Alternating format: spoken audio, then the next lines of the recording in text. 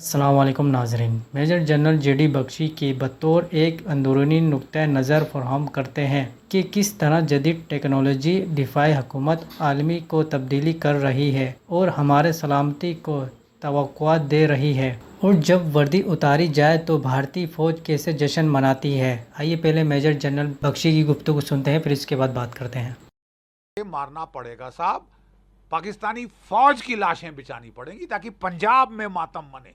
एक फटीचर मुल्क जो कि इकोनॉमिक कोलैप्स की कगार पे है, उसकी इकोनॉमिक तबाही होने की है, 2 रोज की रोटी नहीं खिला पा रहा अपने लोगों को, वो अब भारत को छेड़ना चाहते हैं। ये गांधीगिरी बाद में होती रहेगी, कहीं और होती रहेगी। अब हाथ खोलने का समय आ गया है और करारी मार लगाने का समय आया है, क्योंकि लातों के भूत बातों से नहीं मानते।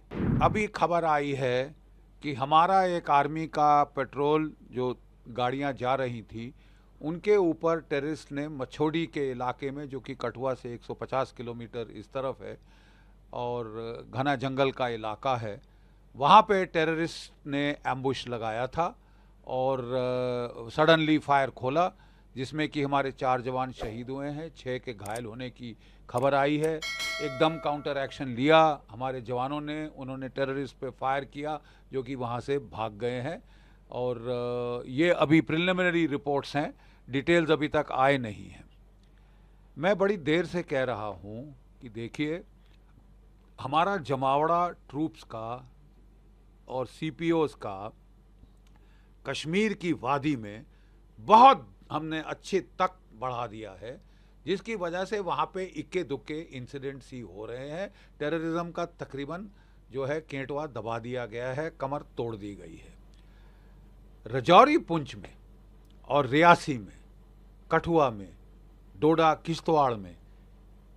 किश्तवाड़ में मैं सेक्टर कमांडर रह चुका हूँ।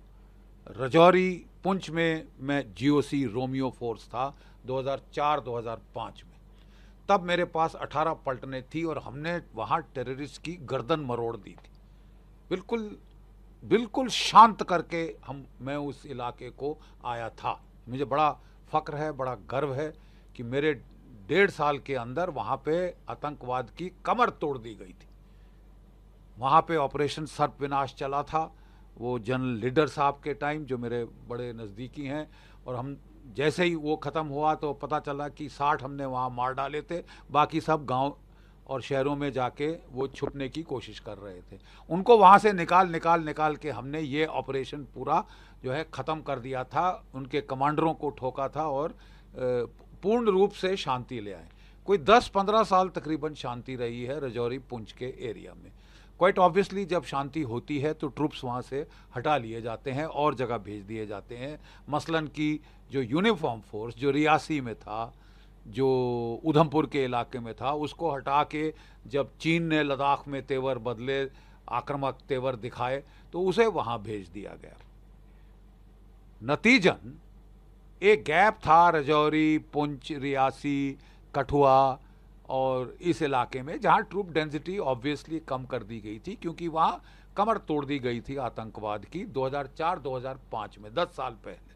विद अ कॉम्बिनेशन की फेंस बन गया, सर्पनाश हुआ, फिर हमारे ऑपरेशंस हुए और टोटल इनको मतलब खलास कर दिया था हमने, और पूर्ण शांति आ गई थी। लोग पिकनिक शिकनिक जा रहे थे वहाँ पे, सिविलियंस, और सब इनके आतंकी इंसिडेंट्स ख़त्म कर दिए थे, खलास। 10-15 साल ऐसा रहा, लोग निश्चिंत हो गए और वहाँ से ट्रूप्स हटा दिए गए, गैप बना, दुश्मन ने देखा, अब वो पूरा फ़ायदा उठाने की कोशिश कर रहा है।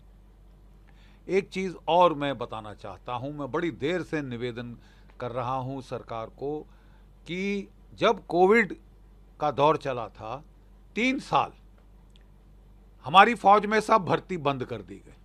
3 साल, हर साल 60,000 बंदे रिटायर होते हैं। मतलब कि 3 साल के अंदर हमने 1,80,000 भारतीय सैनिक खत्म, खलास, कम कर दिए। अब साहब मुझे समझ नहीं आ रहा, हमारे खतरे बढ़ रहे हैं चीन के साथ, पाकिस्तान के साथ, तो हम ये फौज को काटने का ये क्या भूत सवार हो गया है, मुझे समझ नहीं आता इसकी वजूहत क्या है। कि बहुत बड़ी फौज है, बहुत भत खा रही है, थूक लगा रही है सरकार को, लड़ रहे हैं आपके लिए, मर रहे हैं। थूक नहीं लगा रहे। और जब खतरे बढ़ रहे हैं हम अपनी मैन पावर काटनी शुरू करें, जबकि हमारी सारी लड़ाई चीन के साथ अगर होती है तो हिमालय के पहाड़ों में होगी, पाकिस्तान के साथ होती है तो फिर पूरा कश्मीर में सारे जो पहाड़ हैं, लो हिल्स हैं, जंगल्स हैं, वहां पे होगी। माउंटेन्स ईट अप ट्रूप्स। अगर नॉर्मल हमले के लिए 1/3 की रेशियो चाहिए, 1:3, पहाड़ों में 1:10 की रेशियो चाहिए। आपको पहाड़ों में लड़ना है, then you need to increase manpower. हम बातें बड़ी बड़ी कर रहे हैं लेकिन वहां पे दूसरी तरफ फौज काट रहे हैं। हमें बोला जा रहा है कि बहुत खर्चा हो रहा है मैन पावर पे, हम हथियार खरीदना चाहते हैं। तो क्या रूस के पास कोई हथियारों की कमी थी साहब? रशिया यूक्रेन का युद्ध ट्रेलर आपकी आंख के सामने चल रहा है, आप क्यों नहीं उसको देखते? जनरल बख्शी की आपने गुफ्तगू सुनी ली होगी, लेकिन ये सब कुछ नहीं है कि कभी हिंदुस्तानी फ़ौज की जदीद हुकूमत आलमियों में AI के किरदार के बारे में सोचे। वीडियो अच्छी लगी लाइक कमेंट शेयर ज़रूर कीजिएगा, चैनल को सब्सक्राइब ज़रूर कीजिएगा। मिलते हैं आपसे अगली वीडियो में।